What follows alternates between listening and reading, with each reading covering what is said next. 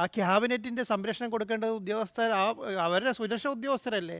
ആ സുരക്ഷ ഉദ്യോഗസ്ഥർ പിന്നെ അവരെ കരിക്കൊടി കാണിക്കാൻ വന്നാലും തടയാൻ വന്നാലും ആക്രമിക്കാൻ വന്നാലും എല്ലാം പിന്നെ അത് തടയേണ്ടതും ആ ആക്രമണത്തിന് പിന്നെ എങ്ങനെയാണോ ആക്രമിക്കാൻ വരുന്നത് ആ രീതിയിൽ അതിന് തടയേണ്ട ഉത്തരവാദിത്തം അവരുതാണ്.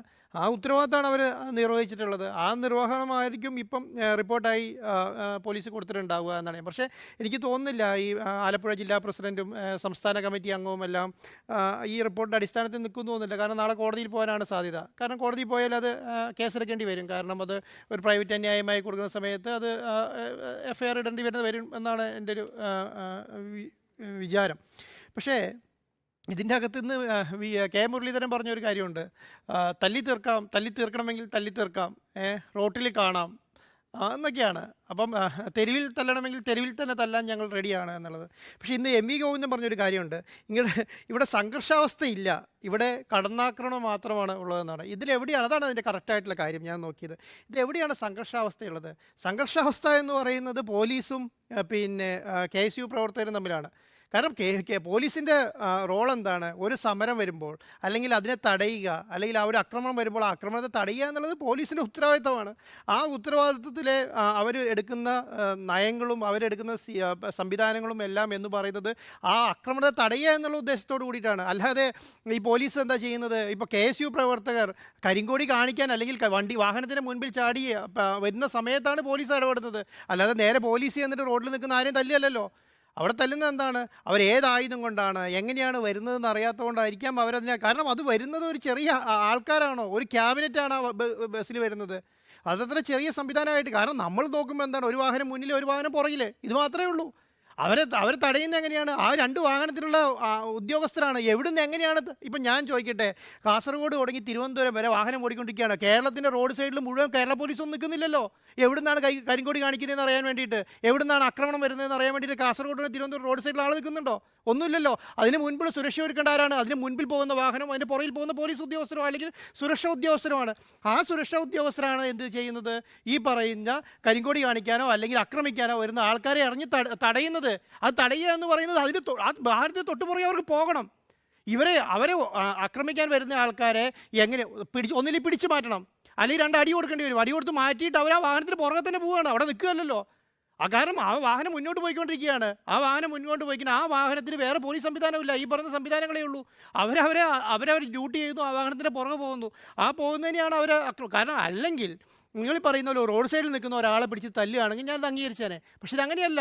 ഇത് ഈ ഒരു ഗവൺമെൻറ് അല്ലേ, ആ ഗവൺമെൻറ്റിൻ്റെ സംവിധാനം മൊത്തം യാത്ര ചെയ്യുമ്പോൾ ആ സംവിധാനത്തെ ആക്രമിക്കാൻ ഒരാൾ വന്നിട്ടുണ്ടെങ്കിൽ അവരെ തടയും എന്നുള്ളത് സ്വാഭാവികമല്ലേ.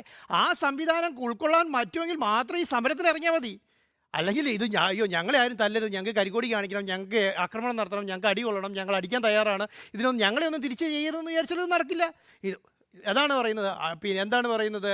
അടി കൊള്ളാനും സമരം ചെയ്യാനും മുദ്രാവാക്യം വിളിക്കാനും ഒക്കെ പ്രാപ്തിയുള്ളവരെ ഈ വർക്കിന് ഇറങ്ങാൻ പാടുള്ളൂ, ഈ പണിക്ക് ഇറങ്ങാൻ പാടുള്ളൂ. അപ്പോൾ ഇത് കിട്ടി. ഞാൻ അടീനെ ന്യായീകരിക്കല്ല. ഞാൻ ഈ അനിൽ കയ്യൂരോ അല്ലെങ്കിൽ ഈ പറഞ്ഞ പിന്നെ സുരക്ഷാ ഉദ്യോഗസ്ഥനോ അടിച്ചതിനെ ന്യായീകരിച്ചുകൊണ്ടല്ല പറയുന്നത്. പക്ഷേ അവരേതർത്ഥത്തിലാണ്, ഏത് സംവിധാനത്തിലാണ്, എങ്ങനെയാണെന്ന് നമുക്കറിയാൻ പറ്റില്ലല്ലോ.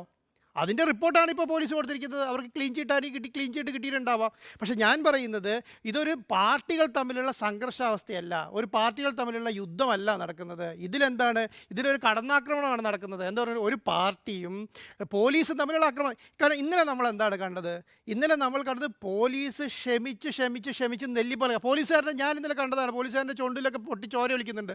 എന്നിട്ട് അവർ തിരിച്ചടിച്ചില്ലല്ലോ.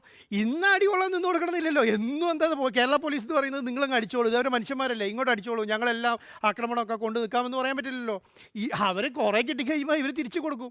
ഇപ്പോൾ നടക്കുന്നത് ഡിവൈഎഫ്ഐയും പിന്നെ അല്ലെങ്കിൽ CPM-ഉം കോൺഗ്രസിൻ്റെ പ്രവർത്തനം തമ്മിലല്ല അടി നടക്കുന്നത്. പോലീസും യൂത്ത് കോൺഗ്രസിൻ്റെ പ്രവർത്തനവും അല്ലെങ്കിൽ KSUവിൻ്റെ പ്രവർത്തനം തമ്മിലാണ് അടി നടക്കുന്നത്. ഇന്ന് അടി കിട്ടിയത് മുഴുവൻ അങ്ങനെയാണ്. അപ്പം തല്ലി തീർക്കാം, റോഡിൽ തല്ലി തീർക്കാം, അല്ലെങ്കിൽ ഞങ്ങൾ തെരുവിൽ തല്ലാൻ റെഡിയാണെങ്കിൽ ഞങ്ങൾ തെരുവിൽ തല്ലാം എന്ന് പറയുമ്പോൾ ആരുമായിട്ടാണെന്നും കൂടെ പറയണം. അതിന് KSU പ്രവർത്തകരാകട്ടോ അല്ലെങ്കിൽ പോലീസായിട്ടാണെന്ന് പറയണം. പോലീസ് എന്ന് പറയുന്നത് കേരളത്തിലെ ക്രമസമാധാന നില ഭദ്രമായി കൈകാര്യം ചെയ്യാൻ ഉത്തരവാദിത്തമുള്ള ഒരു സംഘടനയാണ് പോലീസ്, സംവിധാനമാണ് പോലീസ്. ആ പോലീസിനെ വീഴ്ച പറ്റി നമ്മളാരും സമ്മതിക്കുമോ? ഉദാഹരണം പറയാം. നിങ്ങൾ ഈ പിന്നെ കാസർഗോഡ് തുടങ്ങി തിരുവനന്തപുരം വരെ മുഖ്യമന്ത്രിയുടെ വാഹന യാത്ര ചെയ്യാണ്. ഒരു കല്ല് പൊട്ടി ഗ്ലാസ് തെറിച്ചാൽ എന്തായിരിക്കും കേരളത്തിൻ്റെ അവസ്ഥ? നിങ്ങൾ ചിന്തിച്ചിട്ടുണ്ടോ?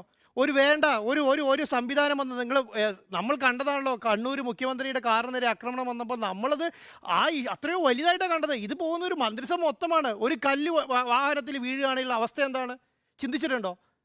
അത് നടക്കാതെ പോകുന്ന അതിനുള്ളൊരു സുരക്ഷ ഒരുക്കുക എന്ന് പറയുന്നത് അത്ര ചെറിയ കാര്യമായിട്ട് കാണാൻ പറ്റില്ല. ഒരു 10ഓ 20ഓ പോലീസുകാരോ 25ഓ പോലീസുകാർ ഒരു വാഹനത്തിൽ എത്ര പോലീസുകാർ കൊള്ളും? 4ഓ 5ഓ പോലീസുകാർ കൊള്ളൂ. ഒരു 5 വാഹനത്തിൽ എത്ര പോലീസുകാരുണ്ടാവും? അതിനാൽ 20 20ഓ 25ഓ പോലീസുകാരുണ്ടാവും. ഈ 25 പോലീസുകാരാണ് ഈ സംവിധാനത്തിന് സുരക്ഷ കൊടുത്ത് ഒരു മന്ത്രിസഭനെ എങ്ങനെ കൊണ്ടുപോകുന്നത്? അവർ ചെയ്യുന്ന നവകേരള സദസ് എന്ന് പറയുന്ന ഒരു വലിയ പ്രോഗ്രാമിനെ അതിൻ്റെ പാതുകാപ്പ് കൊടുക്കേണ്ട ഉത്തരവാദിത്തം ആ പറയുന്ന സംവിധാനത്തെ മുന്നോട്ട് കൊണ്ടുപോകും. അതിന് സുരക്ഷ ഒരുക്കുന്ന ഉത്തരവാദിത്തം ഈ കേരള പോലീസിലാണ്. ആ പറയുന്ന സംവിധാനത്തെ മുന്നോട്ട് കൊണ്ടുപോകുമ്പോൾ അതിന് എന്തെങ്കിലും ഭവിഷ്യത്ത് സംഭവിക്കാതിരിക്കാൻ വേണ്ടിയിട്ട് അതവരുടെ ജോലിയാണ്. ആ ജോലിയിനിടയ്ക്ക് ഞങ്ങൾ കരിങ്കോടി കാണിക്കും. നിങ്ങൾ കരിങ്കോടി കാണിച്ചോളൂ, അവർ തടയാന്നുള്ളവർ തടയും.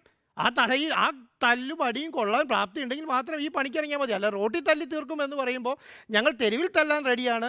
ആരോടുകൂടി തല്ലുന്നും കൂടെ പറയണം. ഞങ്ങൾ തെരുവിൽ തല്ലുമെന്ന് പറയുന്നത്. ഇപ്പോൾ 2 ദിവസമായിട്ട് നടക്കുന്നത് ഞാനവിടെ DYFIൻ്റെ ആൾക്കാരെയോ SFIൻ്റെ ആൾക്കാരെയോ ഒന്നും CPMൻ്റെ ആൾക്കാരെയോ തല്ലുന്നത് ഞാൻ കണ്ടില്ല. അവിടെ തല്ലുന്നത് മുഴുവൻ പോലീസുകാരെയാണ്.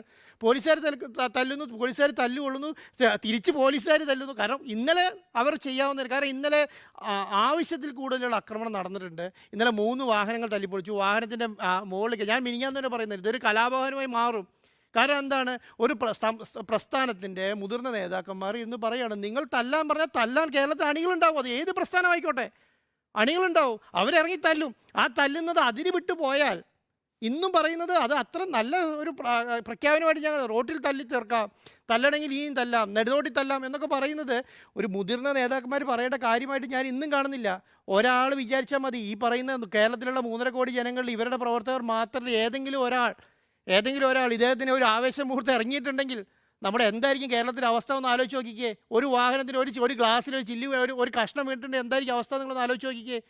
അതൊക്കെ വലിയ ലെവലിൽ കൈകാര്യം ചെയ്യേണ്ടതാണ്. അതിനത്ര സിമ്പിളായിട്ട് കാണണ്ട. പക്ഷേ ഈ പറഞ്ഞ സംവിധാനത്തിൽ ക്ലീൻ ചീറ്റ് കൊടുത്ത് ഞാനിപ്പോഴും വിശ്വസിക്കുന്നത് മുഖ്യമന്ത്രിയുടെ വാഹനത്തിന് സുരക്ഷ ഒരുക്കാൻ പോയ ആൾക്കാർ ആ സുരക്ഷ ഒരുക്കേണ്ടത് അവരുടെ ഉത്തരവാദിത്തമാണ്. ആ ഉത്തരവാദിത്തം നിർവഹിച്ചു എന്ന് തന്നെയാണ് ഞാൻ വിശ്വസിക്കുന്നത്. അപ്പോൾ ക്ലീൻ ചീറ്റ് കൊടുക്കാം. അല്ല, ക്ലീൻ ചീറ്റ് കൊടുക്കണമെന്നേ. കാരണം ഞാൻ ചോദിക്കട്ടെ, അത് ചോദിച്ചുകൊണ്ട് മാത്രം പറയുകയാണ്. ക്ലീൻ ചീറ്റ് കൊടുത്തില്ലെങ്കിൽ ആ ഉദ്യോഗസ്ഥർക്ക് ആര് സംരക്ഷണം കൊടുക്കും? ആ മുഖ്യമന്ത്രിയുടെ ഉദ്യോഗസ്ഥർക്ക് അവർക്കൊരു ധൈര്യം വേണ്ടേ? ആ സംവിധാനത്തെ മുന്നോട്ട് കൊണ്ടുപോകാൻ ഒരു ധൈര്യം വേണം. അത് മുഖ്യമന്ത്രി കൊടുക്കുക തന്നെ വേണം. അത് കൊടുത്തില്ലെങ്കിൽ അവർ പറയുന്നത് 25 ഉദ്യോഗസ്ഥർ നിങ്ങൾ എന്ത് വേണം ചെയ്തത്? ഞാനും സംഭവിക്കുന്നത് മുഖ്യമന്ത്രിക്ക് പറയാൻ പറ്റില്ല. അദ്ദേഹത്തിൻ്റെ കൂടെ സുരക്ഷാ ഉദ്യോഗസ്ഥർക്ക് വേണ്ട സംരക്ഷണം കൊടുക്കാനുള്ള ഉത്തരവാദിത്വം കൂടെ മുഖ്യമന്ത്രിക്കുണ്ട്. മുഖ്യമന്ത്രിക്ക് സംരക്ഷണം കൊടുക്കാനുള്ള ഉത്തരവാദിത്വം ആ പറയുന്ന സുരക്ഷാ ഉദ്യോഗസ്ഥർക്കുണ്ട്.